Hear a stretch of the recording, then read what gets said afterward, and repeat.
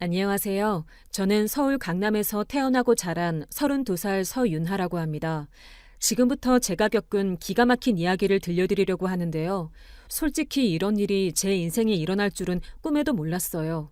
살면서 사람을 잘못 만나면 인생이 어떻게 꼬이는지, 그리고 허영과 체면에 집착하는 사람들이 얼마나 무서운지 뼈저리게 느꼈습니다. 지금부터 제 이야기를 차근차근 들려드릴 테니까 끝까지 잘 들어주셨으면 좋겠습니다. 저는 외동딸로 태어나서 부모님의 사랑을 듬뿍 받고 자랐어요. 저희 아버지는 중소기업을 운영하시는 분이고 어머니는 그 회사에서 같이 일하시면서 아버지를 도와주셨습니다. 저희 집안이 엄청나게 부자는 아니지만 그래도 자산이 100억 정도는 되는 편이었어요. 덕분에 저는 어릴 때부터 경제적으로 부족함 없이 자랐죠. 대학교는 서울시내 사립대학교 경영학과를 나왔고요. 졸업 후에는 친정 회사 일을 가끔 거들면서 편하게 지냈습니다. 사실 제가 꼭 취직을 해야 하는 상황도 아니었고 부모님도 천천히 네가 하고 싶은 일 찾아봐라고 하셨거든요. 그러다가 27살 때 지인 소개로 남편 강태준을 만났습니다. 태준 씨는 저보다 3살 많고 당시 중견 전자회사에서 과장으로 일하고 있었어요. 키도 크고 외모도 준수했고 뭔가 성실해 보이는 인상이었습니다. 처음 몇 번 만났을 때는 대화도 잘 통하고 괜찮은 사람이라고 생각했어요. 태준 씨는 평범한 중산층 가정 출신이었습니다. 시아버지는 태준 씨가 대학생 때 돌아가셨고 시어머니가 혼자서 태준 씨와 시누이 강지은을 키우셨다고 하더라고요. 시어머니는 식당을 운영하면서 고생하며 두 남매를 대학까지 보내셨대요. 저는 그 이야기를 듣고 시어머니가 정말 대단한 분이시구나 싶었습니다. 연애는 1년 정도 했어요. 그 기간 동안 태준 씨는 저한테 정말 잘해줬습니다. 주말마다 데이트도 하고 기념일마다 작은 선물도 챙겨주고요. 제가 아플 때는 약국에서 약 사다 주고 밤늦게까지 걱정하는 전화도 해주더라고요. 저는 이 사람이면 괜찮겠다는 생각이 들었어요. 부모님께 태준 씨를 소개했을 때도 반응이 괜찮았습니다. 아버지는 성실해 보이는 청년이네. 유나야, 네가 좋으면 우리는 찬성한다고 하셨고 어머니도 착해 보인다. 우리 딸 잘 부탁한다며 태준 씨 손을 꼭 잡아주셨어요. 2017년 봄에 양가 상견례를 했습니다. 장소는 강남에 있는 한정식 집이었어요. 저희 부모님과 태준 씨 어머니 그리고 태준 씨 여동생 지은 씨까지 함께 자리했죠. 상견례 자리에서 시어머니를 처음 뵀는데요. 62세라고 하셨는데 나이에 비해 젊어 보이셨고 옷차림도 깔끔하셨어요. 파마를 단정하게 하시고 진주 목걸이에 명품 가방을 들고 오셨더라고요. 첫인상은 체면을 중요하게 생각하시는 분이구나 싶었습니다. 상견례 자리는 처음에는 화기애애했어요. 양가 부모님들이 서로 인사하시고 음식 나오고 이런저런 이야기 나누고요. 그런데 중간쯤 갔을 때 시어머니가 이런 말씀을 하시더라고요. 사돈어른, 저희는 보다시피 평범하게 사는 사람들입니다. 남편 일찍 여의고 제가 혼자 고생하면서 애들 키웠어요. 그래도 두 애 다 대학은 보냈고 태준이는 지금 회사 다니면서 성실하게 살고 있습니다. 아마 사돈어른네 집안에 비하면 많이 부족하겠지만 그래도 저희 태준이는 정말 착하고 성실한 아이니까 유나 양 꼭 잘 챙기고 아낄 겁니다. 부디 좋게 봐주시면 감사하겠습니다. 말은 공손했지만 뭔가 이상한 느낌이 들었어요. 사돈 어른네 집안에 비하면 부족하겠지만 이라는 표현이 묘하게 신경 쓰이더라고요. 마치 저희 집이 돈이 있다는 걸 너무 의식하고 계신다는 느낌이랄까요? 아버지는 그냥 웃으시며 대답하셨어요. 아닙니다. 친가 어른 집안 배경이 중요한 게 아니라 두 사람이 서로 사랑하고 잘 사는 게 중요하죠. 저희 유나도 태준 씨를 정말 좋아하니까 두 사람이 행복하게 잘 살았으면 좋겠습니다. 앞으로 서로 잘 지내시죠. 상견례는 무난하게 끝났어요. 하지만 집에 돌아오는 차 안에서 어머니가 저한테 조심스럽게 말씀하시더라고요. 유나야, 시어머니 되실 분이 좀 체면을 많이 생각하시는 것 같더라. 엄마가 보기엔 우리 집안 재력을 좀 의식하시는 것 같기도 하고, 결혼하면 혹시 뭐 요구하시는 거 있으면 엄마한테 바로 얘기해. 알았지? 저는 그때 엄마 괜찮아요. 태준 씨가 좋은 사람이니까 시어머니도 괜찮으실 거예요. 라고 대답했습니다. 지금 생각하면 그때 어머니 말을 좀 더 진지하게 들었어야 했는데, 그땐 연애 감정에 취해서 그냥 넘어갔던 것 같아요. 상견례 후 본격적인 결혼 준비에 들어갔습니다. 예식장 잡고 신혼집 구하고 혼수 준비까지요. 그 과정에서 시어머니와 자주 연락하게 됐는데 점점 이상한 느낌이 들기 시작했어요. 먼저 신혼집 문제였습니다. 저희는 서울 송파구에 있는 아파트 전세로 시작하기로 했어요. 시세가 5억 정도 하는 아파트였는데 부모님께서 전세금을 지원해 주시겠다고 하셨죠. 사실 저희 집안 형편에 5억은 큰 돈이 아니었고 외동딸인 저를 위해 부모님이 당연히 도와주시겠다고 하신 거였어요. 그런데 시어머니가 그 이야기를 듣고 이렇게 말씀하시더라고요. 아이고, 사돈어른이 전세금을 다 내주신다니 정말 감사하네요. 역시 여유 있으신 분들은 다르시긴 해요. 저희는 태준이 혼자 힘으로 5억을 모으려면 평생 걸렸을 거예요. 유나 양이 정말 복받고 태어났네요. 우리 태준이가 장가 잘 갔어요. 말투가 뭔가 기분 나빴어요. 감사하다는 말 속에 너희 집은 돈 많으니까 당연히 해줘야지라는 뉘앙스가 섞여 있는 것 같았거든요. 하지만 결혼 준비하느라 바쁘기도 하고 시어머니가 그냥 부러워서 하신 말씀이겠지 하고 넘어갔습니다. 그리고 아버지는 나중에 제 명의로 증여 계약서를 작성해서 전세금을 주셨어요. 만약의 경우를 대비해서였죠. 당시에는 아버지가 왜 이렇게까지 하시나 싶었는데 지금 생각하면 아버지의 성견지명이 정말 대단하다는 생각이 들어요. 결혼식 비용도 저희 집에서 많이 부담했습니다.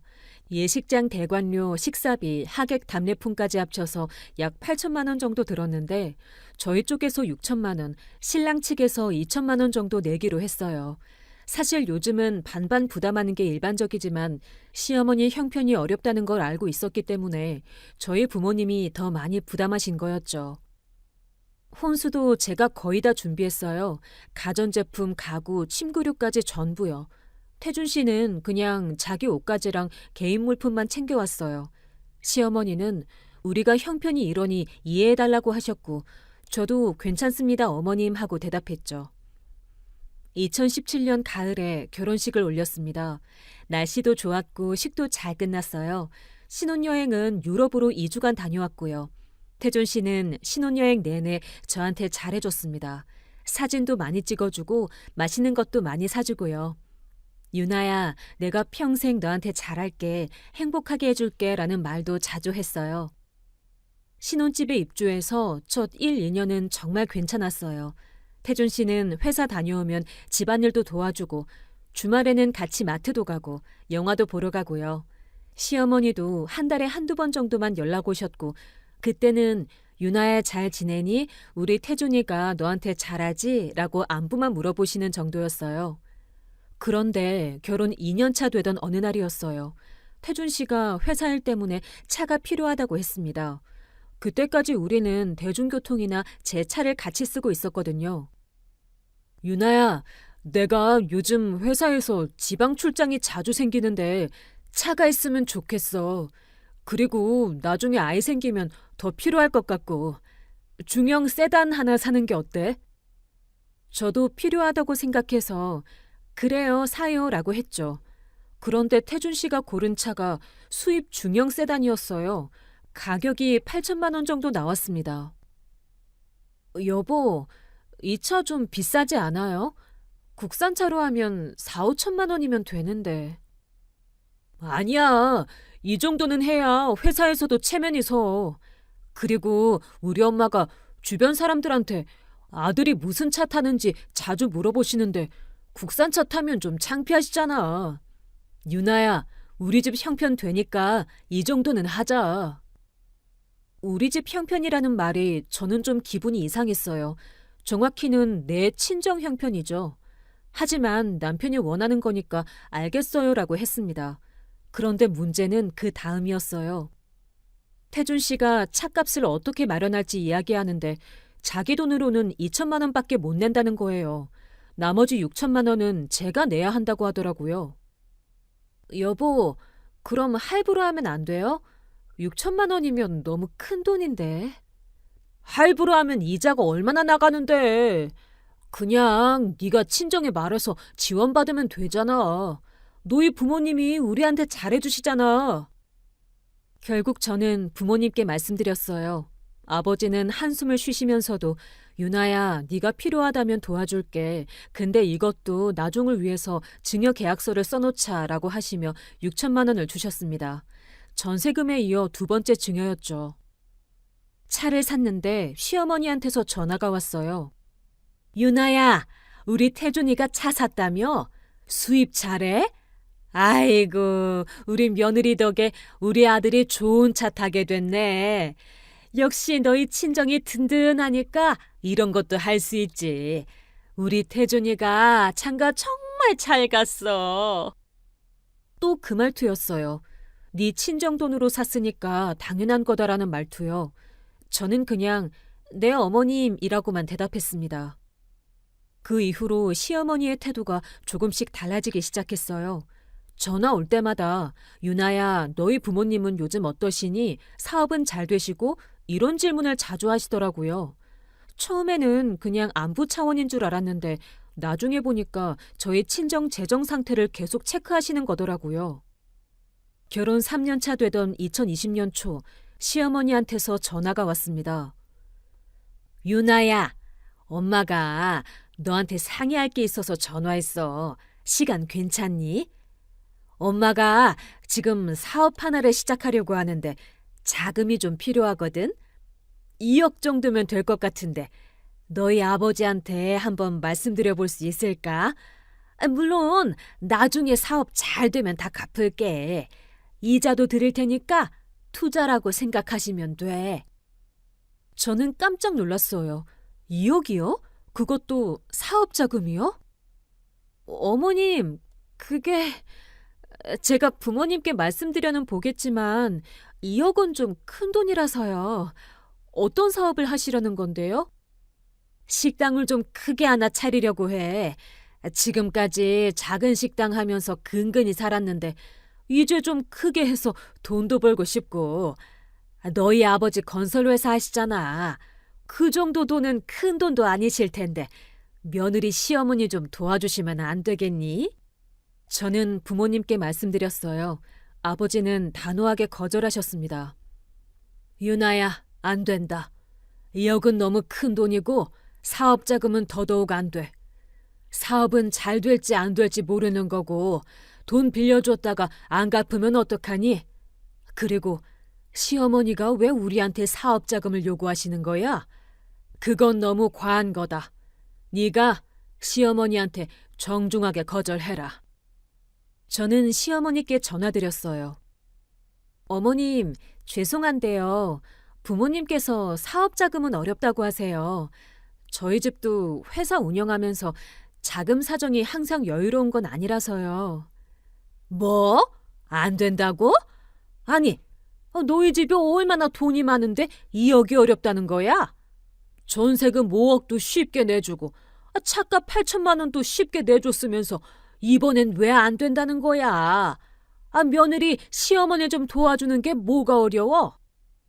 시어머니 목소리가 날카로웠어요. 저는 당황해서 말을 더듬었습니다. 어머님, 그게 아니라 전세금이랑 차는 저희 부부가 필요해서 도와주신 건데 사업 자금은 좀 다른 문제잖아요. 뭐가 다른 문제야? 다 가족인데. 나 진짜 실망이다. 너희 집은 돈 많으면서 시어머니 도와줄 생각은 안 하고. 알았어. 나도 이제 알았어. 너희 집이 어떤 집인지. 그렇게 말하고 전화를 끊으셨어요. 저는 그날 너무 기분이 나빠서 울었습니다.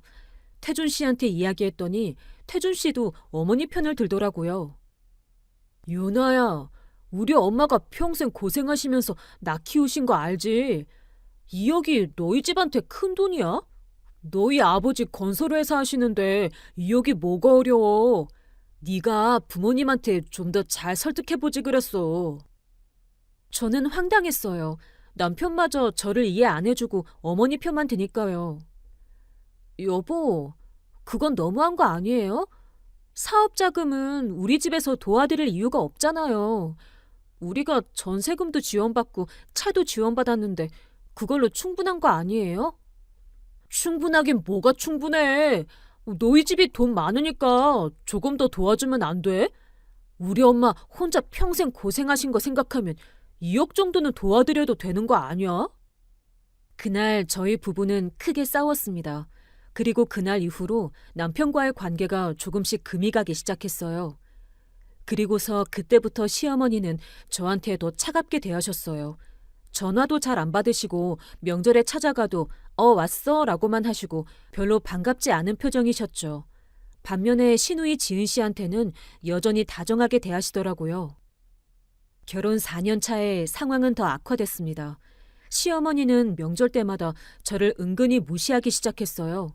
남편도 점점 저한테 차갑게 대했어요. 퇴근하고 오면 말도 별로 안 하고 주말에도 혼자 나가는 일이 많아졌습니다. 제가 어디 가요? 라고 물으면 친구 만나 라고만 짧게 대답하고 나가더라고요. 2021년 5월쯤이었어요. 남편이 또 주말에 나간다고 해서 저는 혼자 집에 있었습니다. 그런데 남편 휴대폰을 충전하려고 서재에 갔다가 우연히 남편 노트북이 켜져 있는 걸 봤어요. 화면에 카카오톡이 떠 있었는데 대화 상대가 지민이었습니다. 저는 호기심에 대화 내용을 봤어요. 그리고 그 순간 제 심장이 멎는 줄 알았습니다. 남편이 바람을 피우고 있었던 거예요. 그것도 회사 후배랑요. 저는 바로 그 대화 내용을 제 휴대폰으로 사진 찍어서 저장했습니다. 그리고 남편 노트북을 원래대로 놔두고 거실로 나왔어요. 심장이 너무 빨리 뛰어서 숨쉬기가 힘들 정도였습니다. 남편이 저녁에 집에 돌아왔을 때 저는 아무렇지 않은 척했어요. 왔어요? 저녁 먹었어요? 라고 물었고 남편은 응, 먹었어 라고 대답했습니다. 너무나 태연하더라고요. 마치 오늘 다른 여자랑 데이트하고 온 게 아닌 것처럼요. 그날 밤 저는 잠을 한숨도 못 잤습니다. 머릿속이 너무 복잡했어요.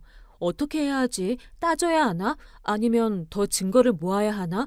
온갖 생각이 다 들었습니다.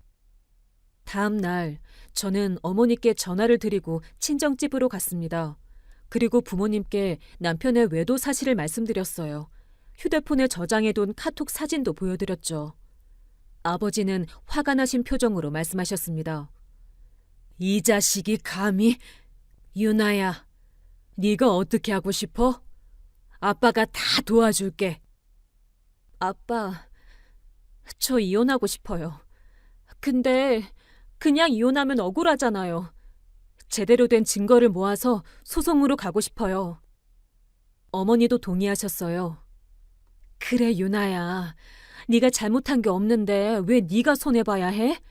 우리가 이혼 전문 변호사 알아볼게. 그리고 증거도 제대로 모으자. 그날 부모님은 저를 위해 이혼 전문 변호사를 소개해 주셨습니다. 일주일 후 저는 변호사 사무실을 찾아갔습니다. 유나 씨, 일단 카톡 대화 내용은 좋은 증거가 될 수 있어요. 하지만 더 확실한 증거가 있으면 좋겠어요. 호텔 출입 사진이나 데이트 현장 사진 같은 거요.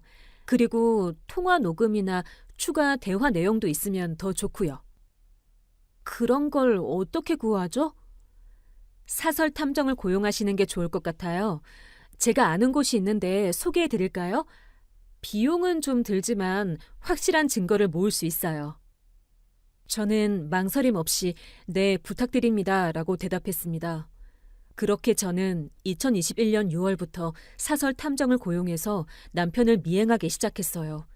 탐정 비용으로 한 달에 300만 원 정도 들었지만 확실한 증거를 잡기 위해서는 어쩔 수 없었습니다. 탐정은 정말 일을 잘했어요. 2주 만에 첫 번째 결정적 증거가 나왔습니다. 남편이 주말에 친구 만난다고 나갔는데 실제로는 이지민이라는 여자를 만났더라고요. 이 지민은 남편 회사 후배로 27살이었습니다. 둘이 강남역 근처 식당에서 저녁을 먹고 그 후 호텔로 들어가는 사진까지 찍혔어요. 탐정이 보내준 사진을 봤을 때 저는 너무 화가 나서 눈물이 났습니다. 사진 속 남편은 제가 본 적 없는 환한 표정으로 웃고 있었거든요. 저랑 있을 때는 한 번도 그렇게 안 웃으면서요. 한 달 동안 탐정은 총 5번의 만남을 포착했습니다. 호텔 출입 3번, 주말 데이트 2번, 사진도 수십 장 찍었고 둘이 팔짱 끼고 걷는 모습, 키스하는 모습까지 다 찍혔어요. 그렇게 저는 충분한 증거를 확보했다고 판단하고 변호사님과 본격적으로 이혼 소송을 준비하기 시작했습니다. 유나 씨, 증거는 충분해요. 외도 사실이 명확하니까 유책 배우자로 인정될 거예요. 이제 재산 분할 문제를 정리해야 하는데 혼인 중에 형성된 재산부터 확인해 볼게요. 저는 변호사님께 상황을 설명했습니다. 신혼집 전세금 5억과 차량 구입비는 모두 제 이름으로 친정에서 증여받았고 증여 계약서도 있다고요. 남편 명의 재산은 적금, 주식 합쳐서 8천만 원 정도였어요. 그럼 재산 분할은 공동재산 8천만 원을 절반씩 나누니까 남편 몫이 4천만 원이에요. 거기에 위자료 3천만 원을 남편이 유나 씨한테 지급하면 결국 유나 씨가 남편한테 최종적으로 1천만 원만 송금하면 되는 거예요. 저는 그 이야기를 듣고 씁쓸하게 웃었습니다. 시어머니가 그렇게 큰 소리 치면서 제 친정 돈을 기대했는데 정작 아들이 받을 수 있는 돈은 고작 1천만 원이라니요. 유나 씨, 소송 준비 다 됐으니까 언제든 접수할 수 있어요. 언제 하시겠어요? 변호사님, 조금만 기다려주세요. 제가 타이밍을 좀 봐야 할 것 같아요. 사실 저는 그때 한 가지 계획이 있었어요. 남편과 시어머니가 제 친정을 ATM 기계처럼 생각하는 게 너무 화가 났거든요. 그래서 그들이 제 친정 돈을 기대하며 뭔가 큰일을 벌이기를 기다렸습니다. 그리고 그때 폭탄을 터뜨리려고요. 그렇게 저는 증거를 모두 확보해놓고 기다렸습니다. 3년이라는 시간 동안요. 왜 그렇게 오래 기다렸냐고요? 저도 처음에는 바로 이혼하려고 했어요. 하지만 변호사님이 이렇게 조언하시더라고요. 유나 씨, 만약 시댁에서 또 뭔가 큰 요구를 하면 그때 소송을 진행하는 것도 방법이에요. 지금 소송하면 그냥 끝나지만 그들이 뭔가 큰 기대를 하고 있다가 무너지면 타격이 더 크거든요. 물론 그 기간이 유나 씨한테 힘들 수도 있지만요. 저는 그 말에 동의했습니다. 사실 그 3년 동안 저는 남편과 거의 남남처럼 살았어요. 같은 집에 살지만 대화도 별로 안 하고 각자 방에서 잤습니다. 남편은 여전히 이지민을 만나고 있었고 저는 그걸 알면서도 모르는 척했어요. 그러던 2024년 9월 변호사님께 전화가 왔습니다. 유나 씨, 이제 소송 접수하시는 게 어때요?